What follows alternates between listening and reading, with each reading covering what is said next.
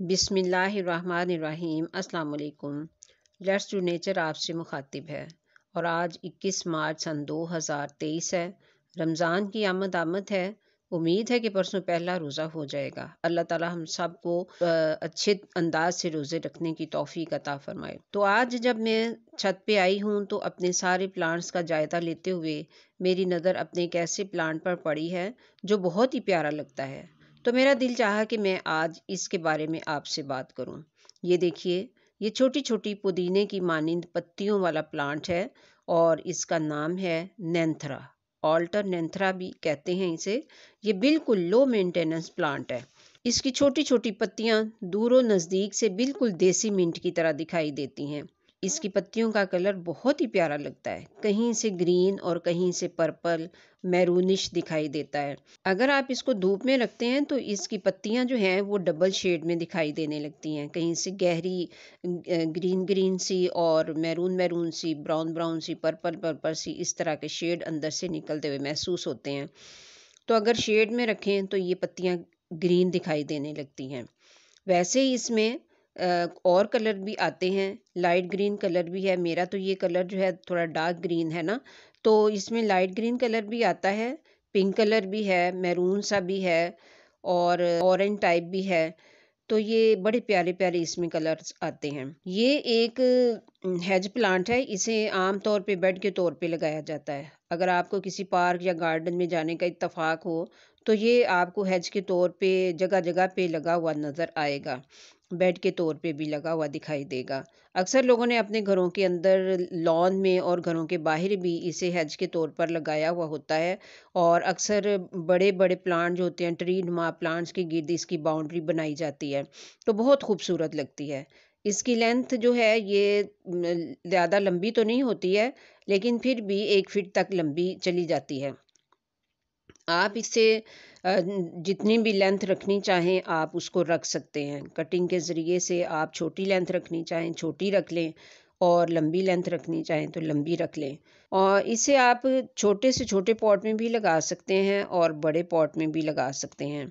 अगर आप इसकी हैंगिंग बास्केट बनाना चाहें तो वो भी बहुत ही खूबसूरत लगती है। अगर आप इसको ग्रो करना चाहें कटिंग के ज़रिए से तो इसकी छोटी से छोटी कटिंग जो है वो भी बड़ी इजीली लग जाती है। तो इसकी जो है कटाई छटाई हमें हर वक्त करते रहना चाहिए, क्योंकि कटाई छटाई करने से इसकी लुक जो है वो खूबसूरत दिखाई देती है। हम इसको कोई भी शेप दे सकते हैं। तो खूबसूरत जो एक गोल शेप, राउंड शेप जब हम देना चाहते हैं तो फिर हमें इसकी कटाई छटाई जो है वो लाजमी करनी चाहिए। चाहे हम कैंची से इसकी कटाई कर लें, चाहे हम हाथों से इसकी पिंचिंग कर लें, तो ये बहुत अच्छे तरीके से फिर ग्रो होता है। इसकी ब्रांचेस जो हैं वो बढ़ती चली जाती हैं, फैलता चला जाता है फिर ये प्लांट, और ये बड़ा ही फिर प्यारा लगता है। और आपका पॉट जो है जब ये इस तरह से घना होता चला जाता है, तो जब चारों तरफ से भर जाता है तो फिर ये बहुत खूबसूरत लुक देता है। इसकी टोपियारी भी बहुत खूबसूरत बनाई जाती है। तो अगर हम इसकी वाटरिंग की बात करें ना, तो वाटरिंग इसको ज़्यादा ना करें, बस इतनी करें कि मिट्टी जो है इसकी हल्की हल्की मॉइस्ट रहनी चाहिए। बिल्कुल ड्राई मिट्टी भी ना हो और मिट्टी बिल्कुल वेल ड्रेन होनी चाहिए। अगर आप ओवर वाटरिंग करेंगे तो इसकी पत्तियां जो हैं वो तब भी ख़राब होंगी, और अगर आप मिट्टी को बिल्कुल ड्राई रखेंगे तब भी ये येलो होके तो गिरना शुरू हो जाएंगी। तो फर्टिलाइज़र की तो खैर इसको कोई ज़रूरत ही नहीं होती है।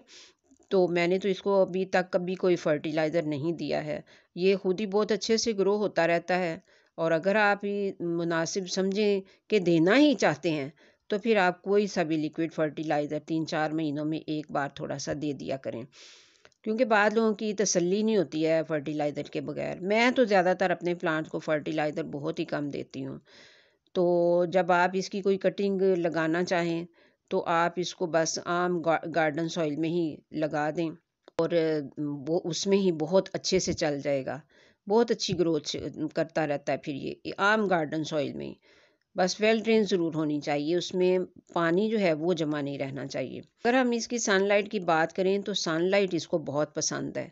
5-6 घंटे की सनलाइट इसके लिए बहुत अच्छी रहती है। विंटर में ये काफ़ी हद तक अपनी पत्तियां गिरा देता है कुछ इस तरीके से क्योंकि इसको प्रॉपर धूप नहीं मिलती। मेरी छत पे तो बिल्कुल ही धूप नहीं आती है।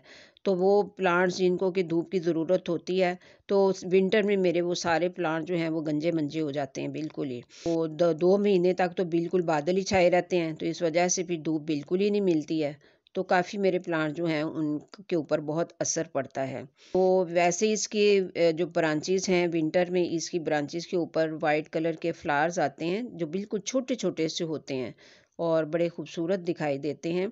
अच्छा, आप इसकी कटिंग को अगर ग्रो करना चाहते हैं ना, तो फरवरी, मार्च या फिर रेनी सीज़न में इसकी कटिंग को ग्रो कर दीजिए। बहुत अच्छे रिज़ल्ट मिलेंगे। ये देखिए, मैंने इसकी कटाई-छटाई की तो ब्रांचेज़ इसकी काफ़ी लंबी-लंबी हो रही थी, तो मैंने इनकी कटिंग की है। तो कटिंग करने के बाद ये मैंने गुच्छा बना के ना सारी ब्रांचेज़ को जोड़ के, छोटी-बड़ी सारी ब्रांचेज़ को जोड़ के, तो मैंने उनका गुच्छा सा बना के तो यहाँ इस मिट्टी में लगा दिया है। अब ये यहीं पे अपनी ग्रोथ पकड़ लेगा कुछ दिनों तक, तो फिर बाद में मैं इसको किसी गमले में लगा लूँगी। तो उम्मीद करती हूँ कि आपको ये प्लांट जो है वो यकीनन अच्छा लगा होगा और आप भी इसको लगाना पसंद करेंगे। तो मिलते हैं फिर नेक्स्ट इंशाल्लाह।